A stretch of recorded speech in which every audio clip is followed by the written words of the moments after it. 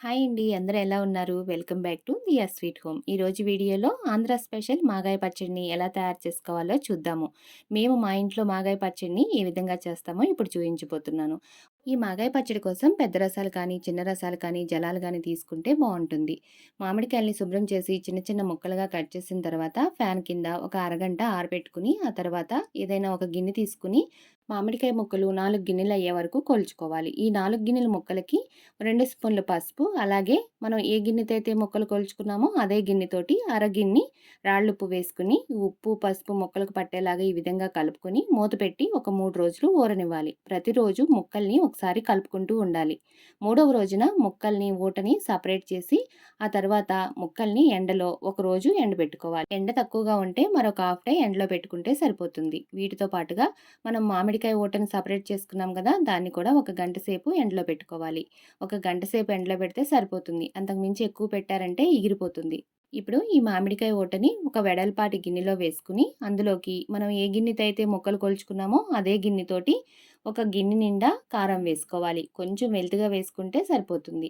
ఇలా కారం వేసిన తర్వాత ఆవు పిండిని పావు గిన్నె కంటే ఎక్కువ, హాఫ్ గిన్నె కంటే తక్కువ వేసుకోవాలి. ఆ తర్వాత 3 టేబుల్ స్పూన్లు వేయించి పొడి చేసుకున్న మెంతి పొడి వేసుకోవాలి. ఆ తర్వాత 2 లేదా 3 వెల్లుల్లిపాయల్ని ఇలా కచ్చా పచ్చాగా దంచి వేసుకోండి. మనం ఇందులో ఇప్పుడు ఉప్పేమి వేయలేదు కదా! మనం ముక్కల్ని ఊరపెట్టేటప్పుడు ఉప్పు వేసాం కదా! అందుకని నేను ఇప్పుడు ఉప్పేమి వేయలేదు. ఒకసారి ముక్కలు కలుపుకున్న తర్వాత ఒకసారి చెక్ చేసుకొని, ఆ తర్వాత ఉప్పు కలుపుకోవాలి. ముందే ఉప్పు ఎక్కువ వేసేసారనుకోండి ఎక్కువైపోతుంది. అందుకని ఇలా ముక్కలన్నీ వేసిన తర్వాత ఒకసారి అన్నీ కలుపుకొని, ఉప్పు చెక్ చేసుకొని చాలకపోతే అప్పుడు వేసుకోవాలి. నాకు మొత్తం కలిపి ముప్పావు కప్పు ఉప్పు పట్టింది. మనం ముక్కల్ని ఊరపెట్టేటప్పుడు హాఫ్ కప్పు వేసాం కదా! ఇప్పుడు ముక్కలన్నీ కలుపుకున్న తర్వాత మరొక పావు కప్పు ఉప్పు పట్టింది.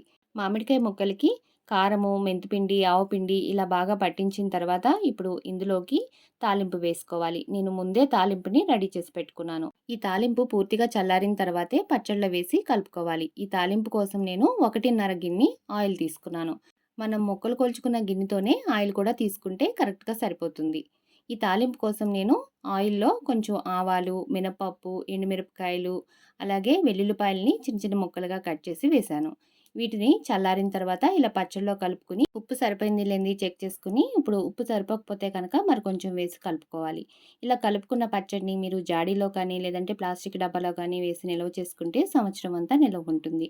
మీకు ఈ షార్ట్ వీడియోలో ఇంకా డీటెయిల్‌గా చెప్పడం కుదరదు కాబట్టి నేను ఫుల్ వీడియో మన ఛానల్‌లో అప్లోడ్ చేశాను. మీకు ఇంట్రెస్ట్ ఉంటే కనుక ఫుల్ వీడియో ఒకసారి చెక్ చేయండి. ఈ వీడియో నచ్చితే కనుక ఒక లైక్ చేయండి. అలాగే ఈ వీడియో కింద నేను ప్లే బటన్ పైన క్లిక్ చేస్తే ఫుల్ వీడియో ఓపెన్ అవుతుంది. Thank you for watching.